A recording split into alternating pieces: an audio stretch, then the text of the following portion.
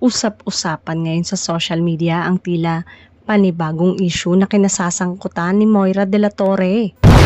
Matapos mapansin ng ilang netizen na in-unfollow siya sa Instagram ng ilang niyang kaibigan at kapwa music artist maging mga kasamaan sa ASAP.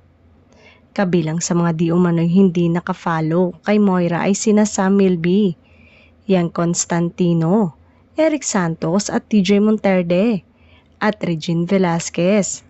Dahil dito nagkaroon ng espekulasyon ng fans na may nangyari sa samahan ng grupo.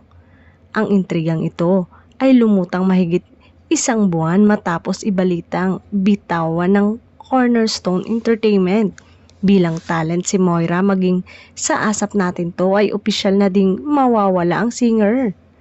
Muling umugong ang usapan nang mapansin ng di umano'y pag-unfollow sa kanya ng ilang kasamaan sa industriya.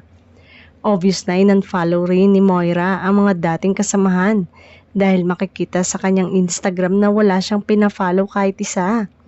Nakakalungkot naman na ganun kalala ang galit sa kanya ng mga nakatrabaho niya kung hindi yun fake news. Ang mas nakakaloka ay parang nadagdagan ng mga artistang involved sa di umano'y bad attitude niya.